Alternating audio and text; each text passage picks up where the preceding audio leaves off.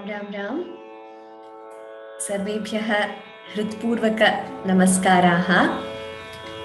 Welcome to class 12 of Learn to Chant Saundarya Lahari of Adi Shankaracharya. सर्वेभ्यः नूतनवर्षस्य हार्दाः अनन्ताः शुभाशयाः. Let us pray that the coming year gives everyone a lot of happiness, prosperity, very importantly, very good health. So let us pray for the safety of the world in this year. Once again, welcome to all of you to class 12 of Learn to Chant Saundarya Lahari.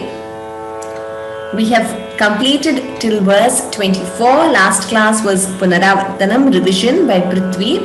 So today we will continue learning from 25 to 28. So as usual, we will have a quick recap of the verses we learnt in the last class, that is verses 21 to 24. We will begin with Guru Vandanam and Mangala Shlokaha. गुरुरेव गतिर्गुरुमेव भजे गुरुणैव सहास्मि नमो गुरवे न गुरोः परमं शिशुरस्मि गुरोः मतिरस्ति गुरौ मम पाहि गुरो श्रुतिस्मृतिपुराणानामालयं करुणालयं नमामि भगवत्पादशङ्करं लोकशङ्करम् सौन्दर्यलहरी कर्त्रे सर्वमङ्गलदायिने शङ्कराचार्यवर्याय यतिराजायते नमः.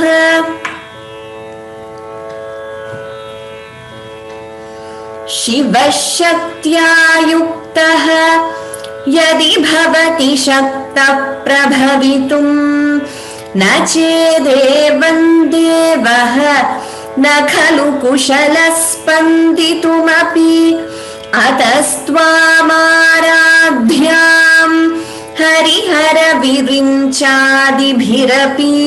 प्रणन्तुं स्तोतुं वा कथमकृत पुण्यप्रभवति. Let us move to the 21st verse.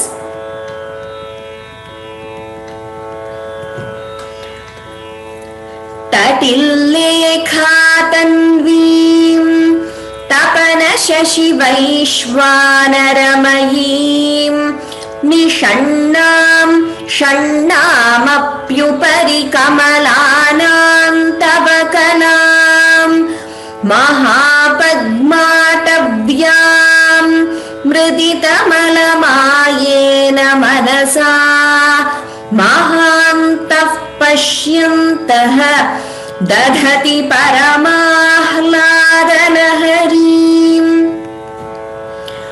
भवानि त्वं दासे मयि वितर दृष्टिं सकरुणाम् इति स्तोतुं वाञ्छन् कथयति भवानि त्वमिति यः तदैव त्वं तस्मै दिशसि निज सायुज्य पदवीं मुकुन्द ब्रह्मेन्द्र स्फुटमकुटनीराजित पदाम् त्वया हृत्वा वामं वपुरपरितृप्तेन मनसा शरीरार्धं शम्भोः अपरमपि शङ्के हृतमभूत् यदेतत्त्वद्रूपं सकलमरुणाभं त्रिनयनं कुचाभ्यामानम्रं कुटिलशशिचूडालमकुटम् जगत्सूते धाता हरिरवति रुद्रः क्षपयते तिरस्कुर्वन्नेतत् स्वमपि वपुरीशस्तिरयति सदा पूर्वः सर्वं तदिदमनुगृह्णाति च शिवः तवाज्ञामालम्ब्य क्षणचलितयोर्भ्रूलतिकयोः. Okay, so we will begin from the 25th verse onwards.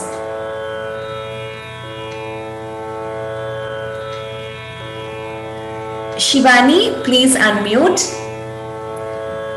Uttamam. Also, before you begin chanting in any class, one request is to please sit up straight and then begin chanting, because it helps to have better breath control and it is easier. So those who practice pranayama or even music vocal would know that you're always advised to sit up straight. So all of you please remember this every class, and also whenever you are chanting anything, please sit up straight and then begin chanting. It will help you improve your chanting also.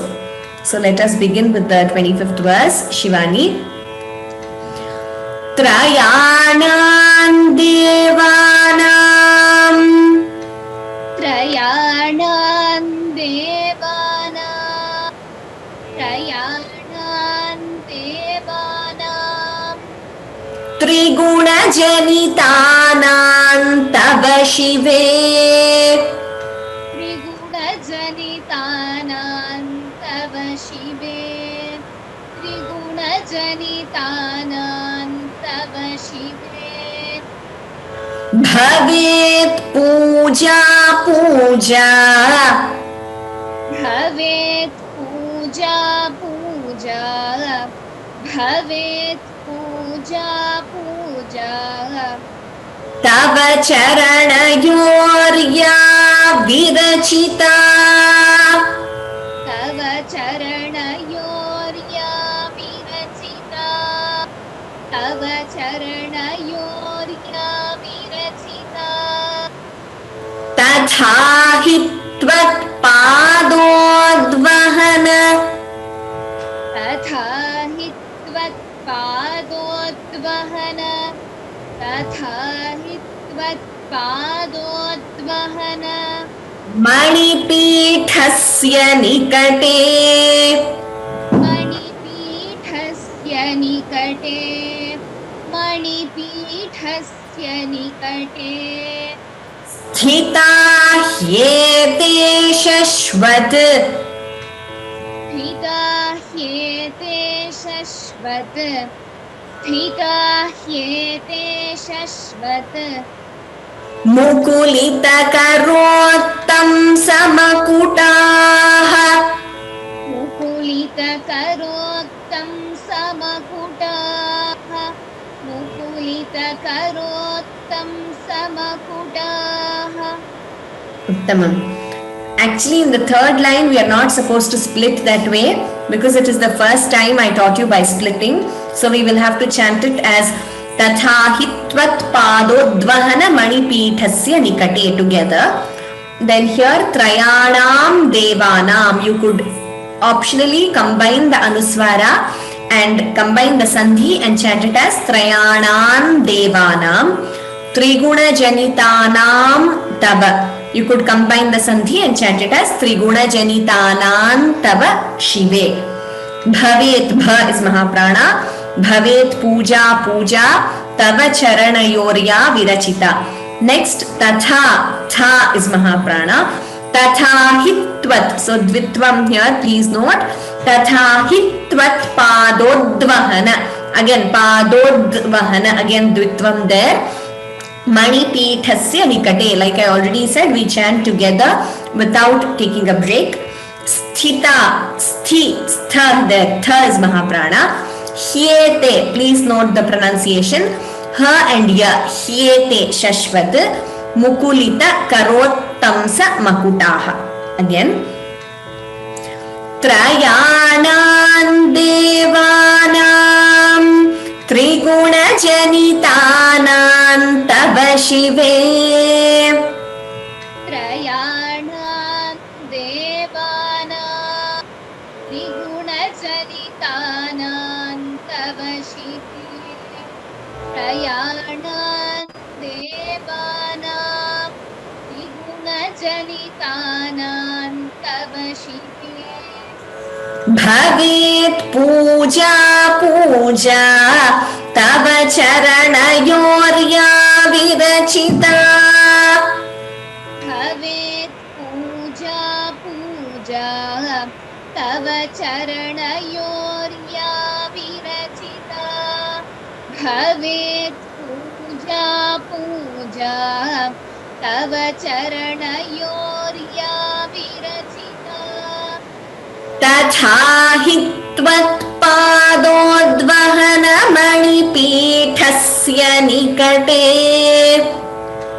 तथा हि त्वत्पादोद्वहनमणिपीठस्य निकटे तथा हि त्वत्पादोद्वहनमणिपीठस्य निकटे स्थिता ह्येते शश्वत् मुकुलितकरोत्तं समकुटाः स्थिता ह्येते शश्वत् मुकुलितकरोत्तं समकुटाः स्थिता ह्येते शश्वत् मुकुलितकरोत्तं समकुटाः. Right, now half the verse. त्रयाणां देवानां त्रिगुणजनितानां तव शिवे भवेत् पूजा पूजा तव चरणयोर्या विरचिता त्रयाणां देवानां त्रिगुणजनितानां तव शिवे भवेत् पूजा पूजा तव चरणयोर्या विरचिता त्रयाणां देवानां त्रिगुणजनितानां तव शिवे भवेत् पूजा पूजा तव चरणयोर्या विरचिता तथा हि त्वत्पादोद्वहनमणिपीठस्य निकटे स्थिता ह्येते शश्वत् मुकुलितकरोत्तं समकुटाः तथा हि त्वत्पादोद्वहनमणिपीठस्य निकटे स्थिता ह्येते शश्वत् मुकुलितकरोत्तं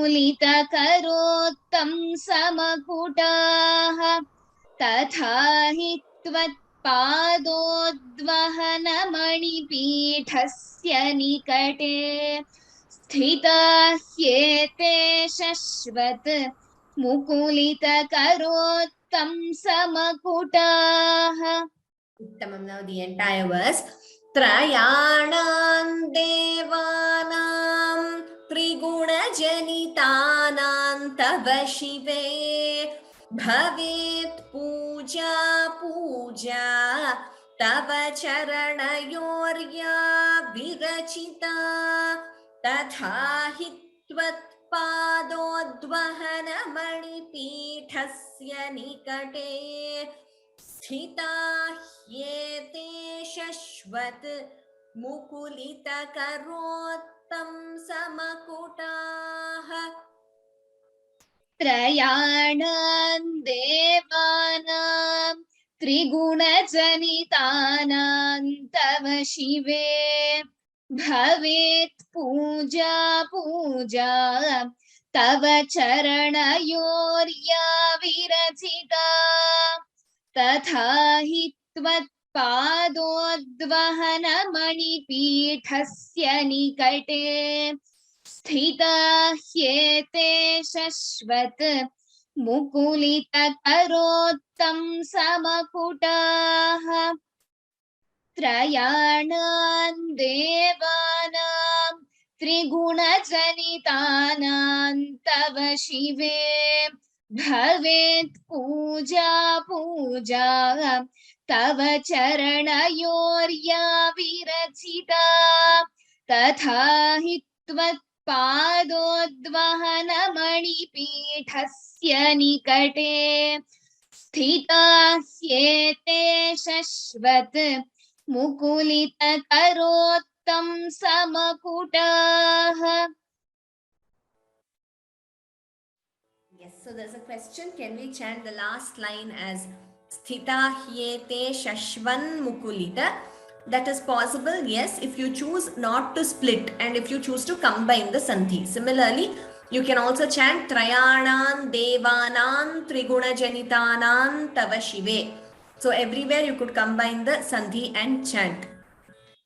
And yeah, so last line also Sthita Yete Shashvan Mukulita Karottam Samakutaha. Here consistently, like I said before, we are following splitting here in each line. A very well chanted Shivani, Uttamam. Next, Charu.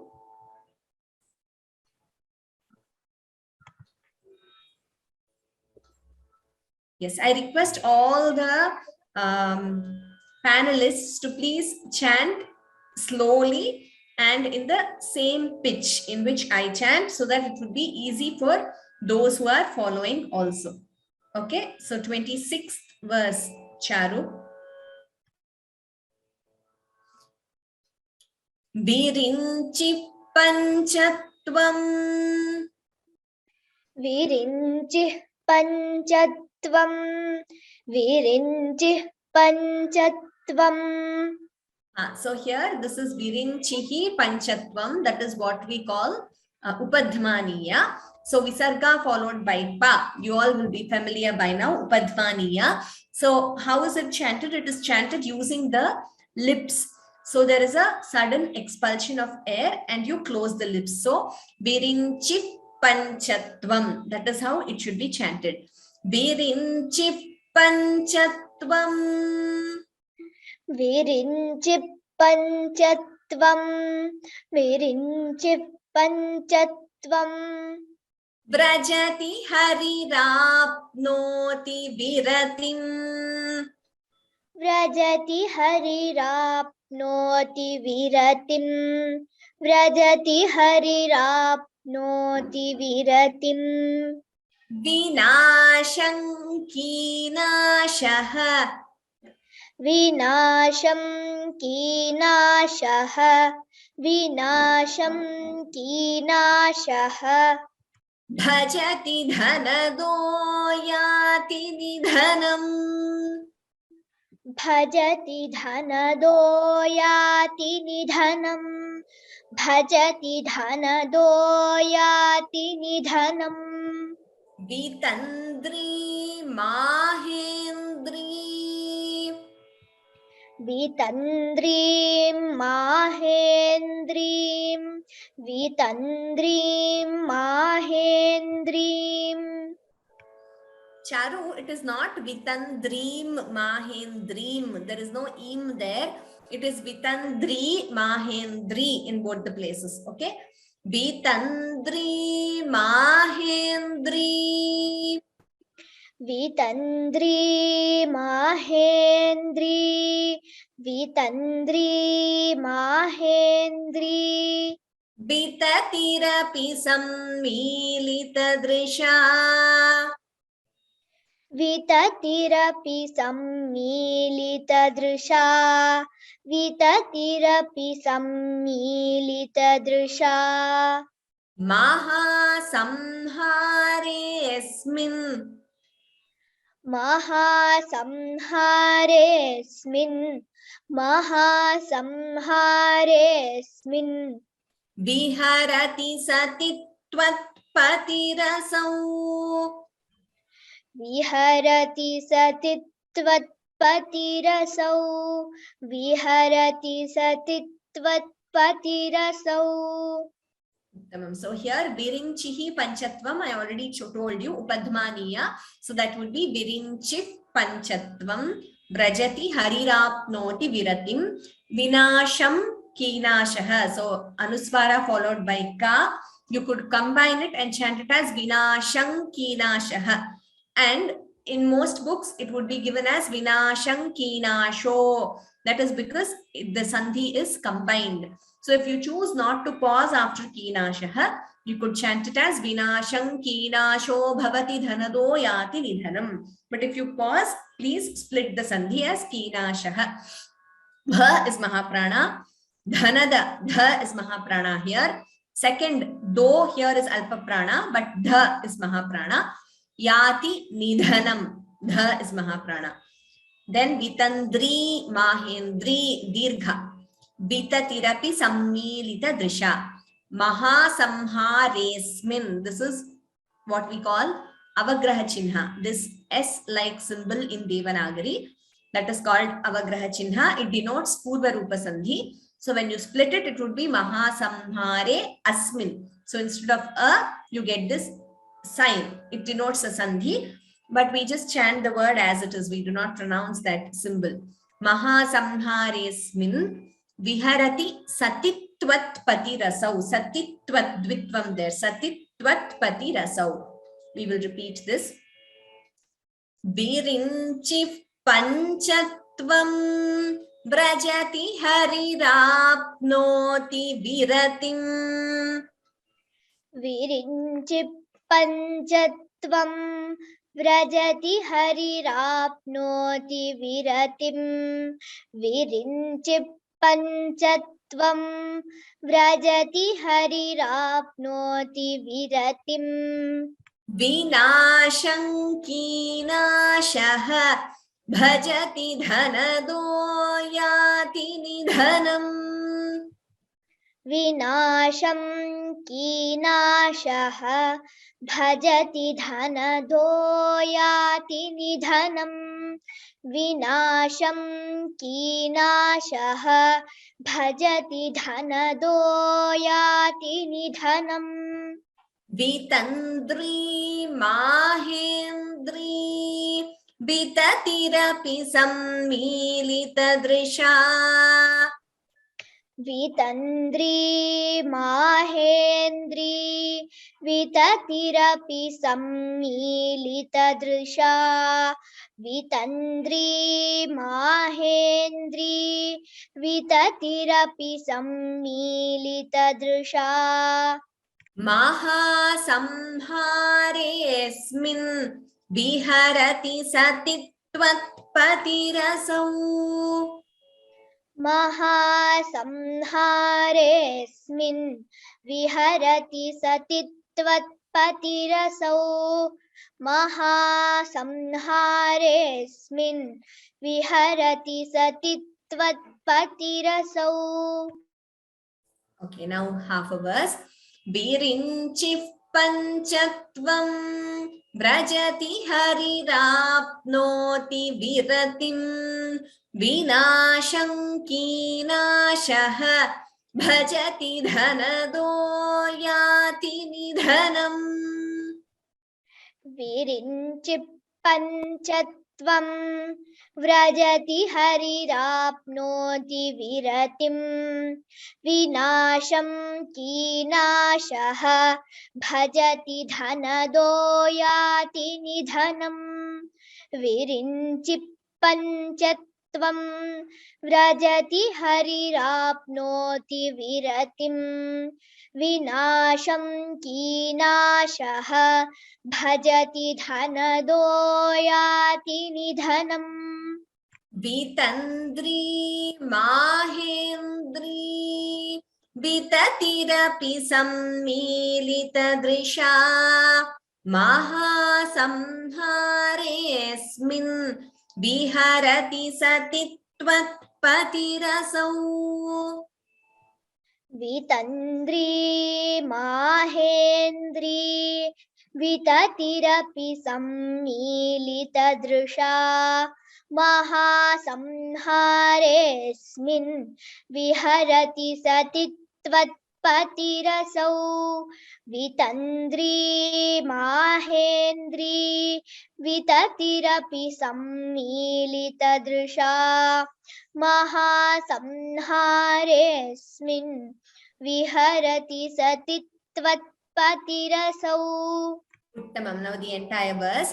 Virinchif panchatvam vrajati harirapnoti viratim vinashankinaashaha bhajati dhanadoyati nidhanam vitandri mahendri vitatirapi sammilitadrisha महासंहारेऽस्मिन् विहरति सति त्वत्पतिरसौ. विरिञ्चि पञ्चत्वं व्रजति हरिराप्नोति विरतिं विनाशं कीनाशः भजति धनदो याति निधनम् वितन्द्री माहेन्द्री विततिरपि सम्मीलितदृशा महासंहारेऽस्मिन् विहरति सति त्वत्पतिरसौ. विरिञ्चि पञ्चत्वं व्रजति हरिराप्नोति विरतिं विनाशं कीनाशः भजति धनदो याति निधनम् वितन्द्री माहेन्द्री विततिरपि सम्मीलितदृशा महासंहारेऽस्मिन् विहरति सति त्वत्पतिरसौ. Uttamam. Next one. Well chanted, Charu. Next one, Vihan. Vihan, request you to please chant slowly. Okay? Don't hurry up. And in the same pitch as I chant. Okay? Japo jalpashilpam. जपो जल्पशिल्पं जपो जल्पशिल्पं Sakalamapi mudra virachana. सकलमपि मुद्रा विरचना सकलमपि मुद्रा विरचना Gati pradakshinyakramanamashanadhyahuti vidhihi. गतिः प्रादक्षिण्यक्रमणमशनाद्याहुतिविधिः गतिः प्रादक्षिण्यक्रमणमशनाद्याहुतिविधिः. Okay. Pranama samveshah. प्रणामसंवेशः प्रणामसंवेशः Sukhamakhilamatmarpanadrisha. सुखमखिलमात्मार्पणदृशा सुखमखिलमात्मार्पणदृशा Saparyaparyayah. सपर्यापर्यायः सपर्यापर्यायः Tava bhavatu yanme vilasitam. तव भवतु यन्मे विलसितं तव भवतु यन्मे विलसितम्. Okay, a very wonderful verse. Japo jalpashilpam sakalamapi mudra virachana. Second line, we do not have any place to pause. It is one word. So gatihi, but we don't pause there. Gatif pradakshinya. Again, visarga followed by pa would be upadhmaniya. So gatif pradakshinya. Please note the dvitvam. Pradakshinya. Dvitvam here before ksha. Gati Pradakshinyak, again, Kshinyakramana, there again Dvitvam. Gatihi Pradakshinyakramanam Ashanadhyahuti Vidhihi. So, entire thing we chanted together. Pranamas Samveshaha Sukhamakhilamatmarpana Drisha. If you split it, it would be Pranamaha Samveshaha Sukham Akhilam Atmarpana Drisha. But we do not split the second word in this pada. Sukham Akhilam Atmarpana Drisha. We chant together. Please note the Mahapranas. Kha Saparigya Parigyayaha Tava Bhavatu Bha Mahaprana Yanme Vilasitam. So here Acharya Shankara is telling Devi that whatever I do, whatever I speak, whatever gestures I make with my hands, my walk, my whatever I eat, let everything be an offering to you, O Devi. So even in Shiva Manasa Puja, Acharya Shankara, there's a similar verse with reference to Shiva. He says, Karacharana Kritam va, Kayajam Karmajam va, Shravana Nayanamajam va, Manasam va Paradham. Before that, there is another verse where in the same stotra, Shiva Manasa Puja, he says, let everything be an offering to Shiva. So in this verse, Acharya Shankara is saying, let everything be an offering to Devi. So this is how one has to lead one's life. That is the message of this particular verse. Japaha means, even in Gita, Bhagavan Krishna says in the 10th chapter, repeating the name of Bhagavan or Bhagavati. So Japaha, he says, Krishna says, Yajnanam Japayajñosmi. So among the yajñas, I am Japayajña. So here Acharya is saying, Jalpaha, whatever I speak, let that be a japa to goddess, which also means that whatever one speaks should be pure and the truth and something hitam, priyam.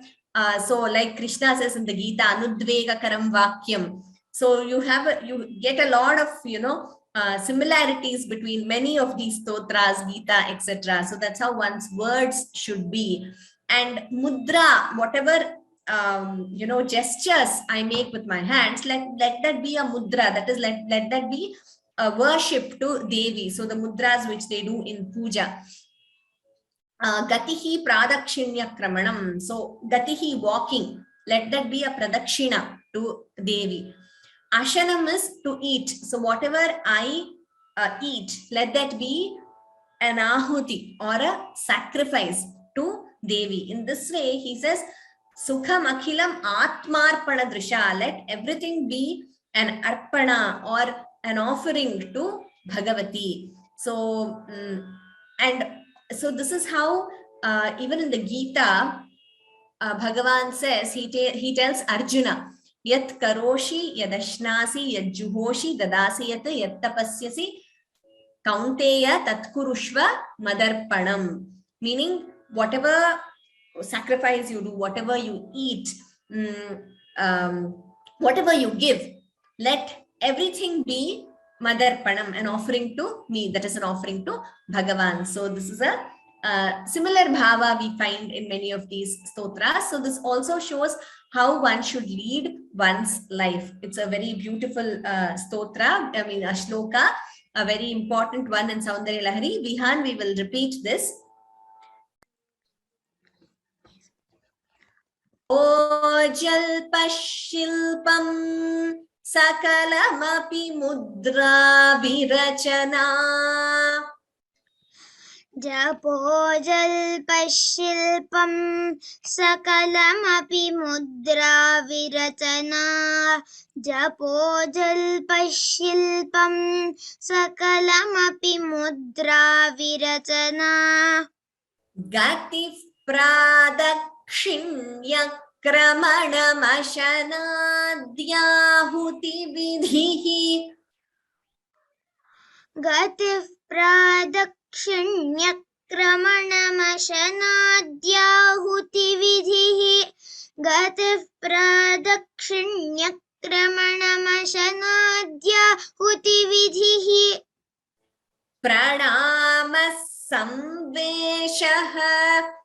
सुखमखिलमात्मार्पणदृशा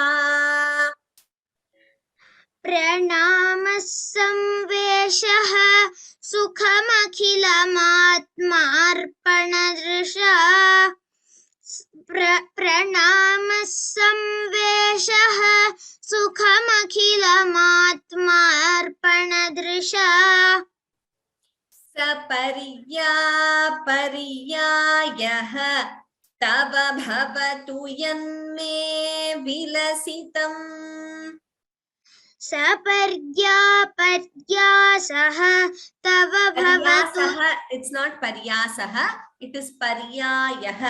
सपर्यापर्यायः तव भवतु यन्मे विलसितम्. सपर्यापर्यायः तव भवतु यन्मे विलसितम्. सपर्यापर्यायः तव भवतु यन्मे विलसितम् सपर्यापर्यायः तव भवतु यन्मे विलसितम्. Yes, now Vihan, slowly, please do not hurry up. Slowly we will chant half a verse at a time. जपो जल्पशिल्पं सकलमपि मुद्रा विरचना गतिः प्रादक्षिण्यक्रमणमशनाद्याहुतिविधिः. जपो जल्पशिल्पं सकलमपि मुद्रा विरचना गतिः प्रादक्षिण्यक्रमणमशनाद्याहुतिविधिः. जपो जल्पशिल्पं सकलमपि मुद्रा विरचना गतिः प्रादक्षिण्यक्रमणमशनाद्याहुतिविधिः. Once again, slowly. जपो जल्पशिल्पं सकलमपि मुद्रा विरचना गतिः प्रादक्षिण्यक्रमणमशनाद्याहुतिविधिः. उत्तमम्. प्रणामः संवेशः सुखमखिलमात्मार्पणदृशा सपर्यापर्यायः तव भवतु यन्मे विलसितम्. प्रणामः संवेशः सुखमखिलमात्मार्पणदृशा सपर्यापर्यायः तव भवतु यन्मे विलसितम्. Now the entire verse. Slowly. जपो जल्पशिल्पं सकलमपि मुद्रा विरचना गतिः प्रादक्षिण्यक्रमणमशनाद्याहुतिविधिः. प्रणामः संवेशः सुखमखिलमात्मार्पणदृशा सपर्यापर्यायः तव भवतु यन्मे विलसितम्. जपो जल्पशिल्पं सकलमपि मुद्रा विरचना गतिः प्रादक्षिण्यक्रमणमशनाद्याहुतिविधिः. प्रणामः संवेशः सुखमखिलमात्मार्पणदृशा सपर्यापर्यायः तव भवतु यन्मे विलसितम्. जपो जल्पशिल्पं सकलमपि मुद्रा विरचना गतिः प्रादक्षिण्यक्रमणमशनाद्याहुतिविधिः. प्रणामः संवेशः सुखमखिलमात्मार्पणदृशा सपर्यायः तव भवतु यन्मे विलसितम्. So the other verse I was telling you about in Shiva Manasa Puja, that is just before the last verse, Atmatvam Girijamatihi Sahacharaha Prana Shariram Griham Pujate Vishayopabhogarachana Nidra Samadhi Sthitihi Sanchara Padayoho Pradakshina Vidhihi. So similarly in that stotra Acharya Shankara is saying Padayoho Sancharaha, that is moving around with the feet. Let it be pradakshina vidhi. Let it be a pradakshina. Sanchara padayoho pradakshina vidhi. Stotrani sarvagiro. All the words. Let it be a stotra to Shiva. Yadyat karma karomi tattadakhilam shambho tavaradhanam. Yadyat karma karomi. Whatever I do, whatever deeds I perform, yadyat karma karomi tattat akhilam. All that. Let it be Tava Aradhanam. O Shambho, let it be an Aradhana to you. So a similar, we find a similar reference here in Saundarya Lahari with reference to Bhagavati or Devi. A beautiful verse. We will go to the next verse, the last one for today. Also a very wonderful verse again. Shivani.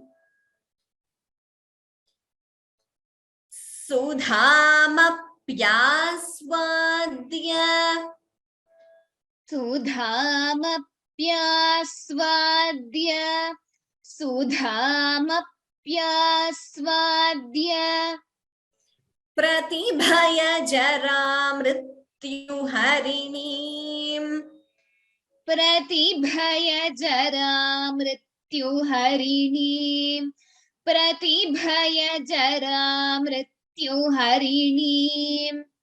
Vipadyante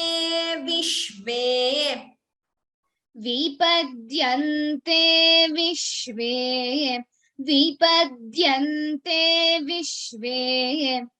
vidhishatamakhadya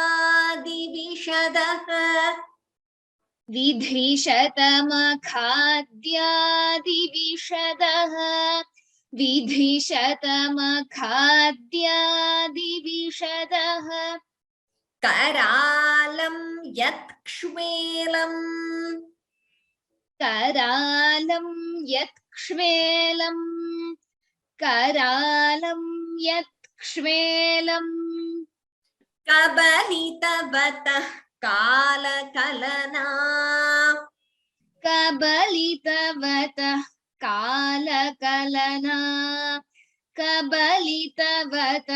kalakalana Na shambhostanmulam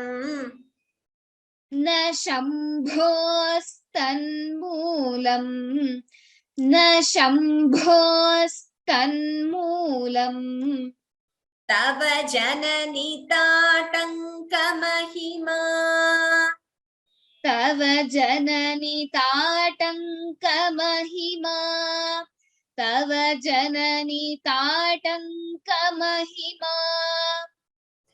Sudhamapyaswadya pratibhaya jara mrityuharinim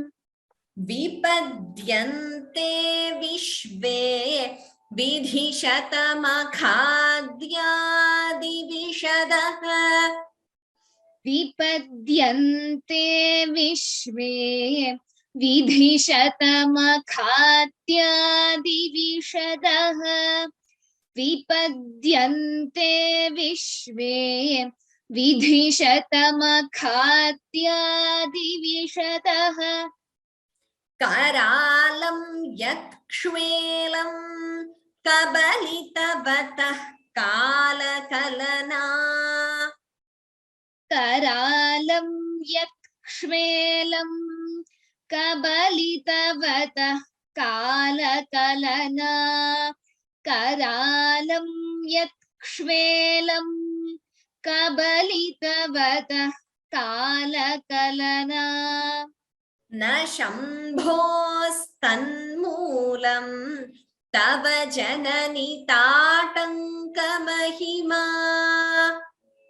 न शम्भोस्तन्मूलं तव जननि ताटङ्कमहिमा न शम्भोस्तन्मूलं तव जननि ताटङ्कमहिमा उत्तमम् सुधामप्यास्वाद्य ध is महाप्राणा प्रतिभय जरा मृत्यु हरिणीं भ is महाप्राणा विपद्यन्ते विश्वे विधिशतमखाद्यादिविशदः धी and ख महाप्राणा करालं यत्क्ष्वेलं you could also chant it as karalai yatksvelam kabalitavadah visarga followed by ka jihva muliya so we pronounce it as kabalitavadah kalakalana na shambhos tanmulam bha is mahaprana tava janani tatanka mahima. In this verse acharya is describing the mahima or the power or the auspiciousness of Janani, that is mother's, divine mother's tatanka. Tatanka is the earrings she wears.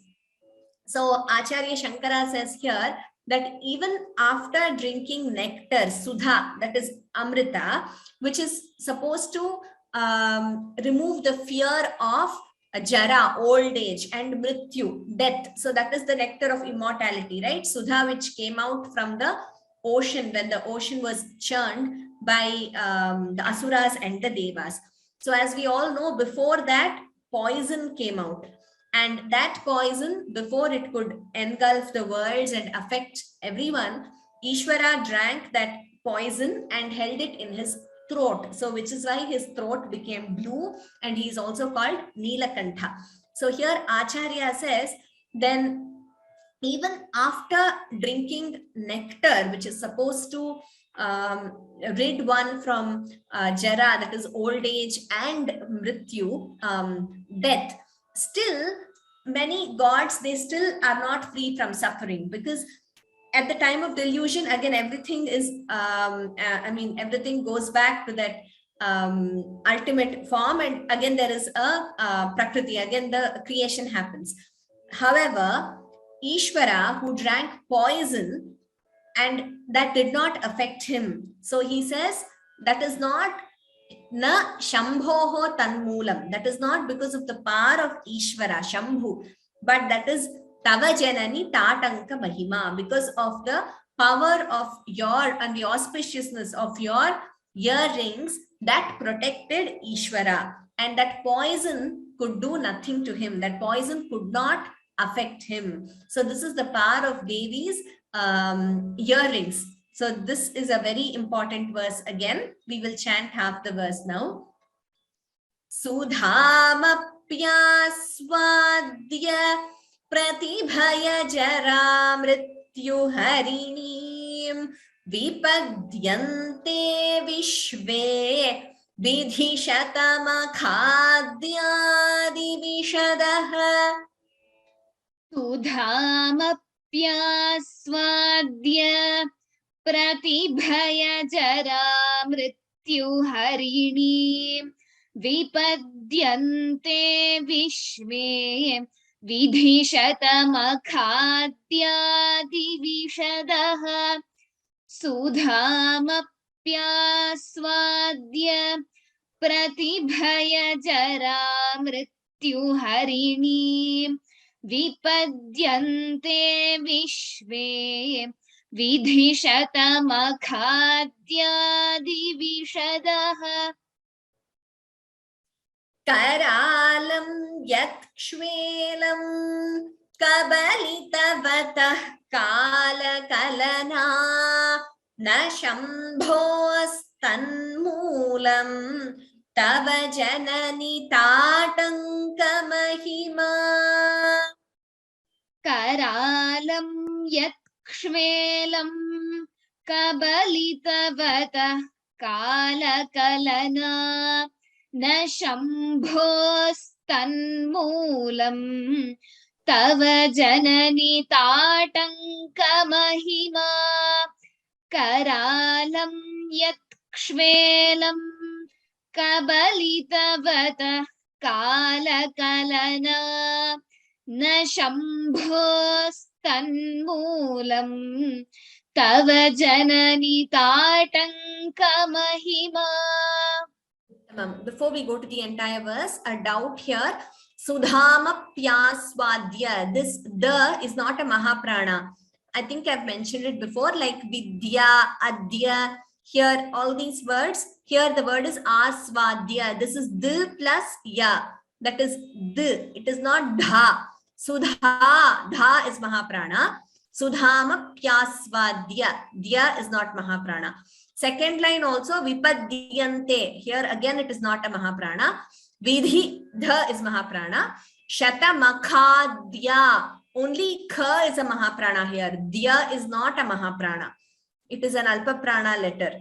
It is a Samyuktaksharam, that is a conjunct consonant which has d and ya. So I hope that's clear. Now the entire verse. Sudhamapyaswadya Pratibhaya jara mrityu harinim vipadyante vishve vidhishatamakhadhyadi vishadah karalam yatkshvelam kabalitavadah kalakalana na shambhostanmulam Tava janani tatankamahima.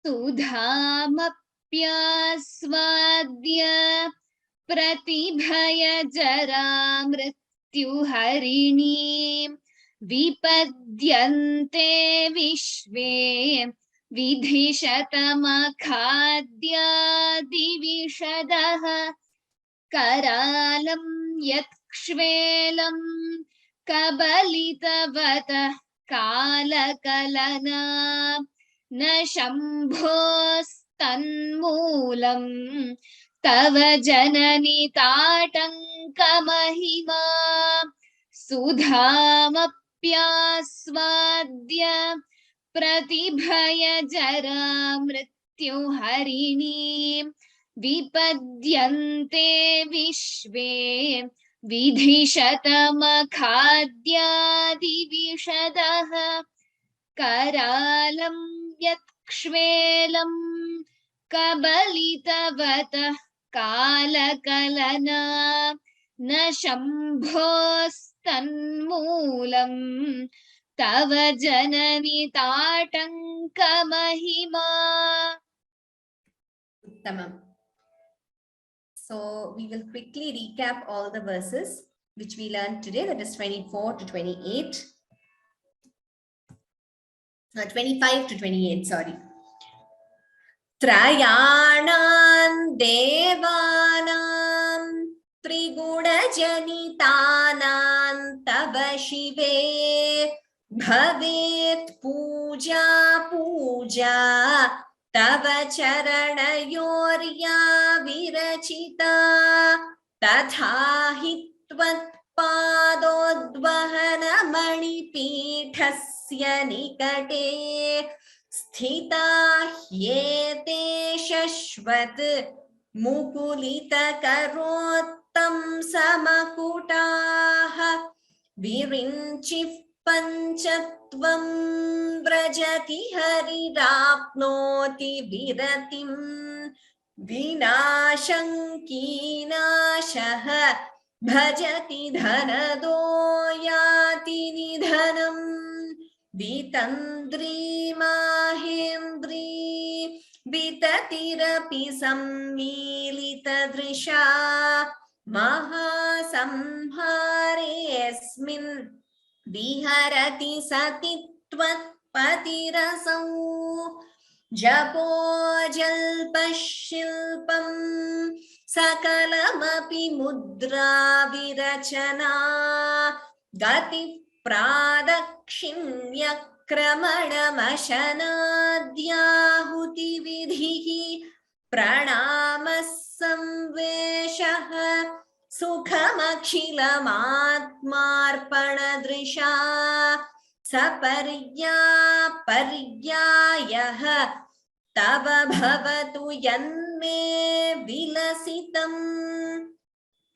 sudhamapyaswadya pratibhaya jara mrityuharinim vipadyante vishve vidhishatamakhadhyadi vishadah karalam yakshvelam kabalitavadah kalakalana na shambhostanmulam tava janani tatanka mahima.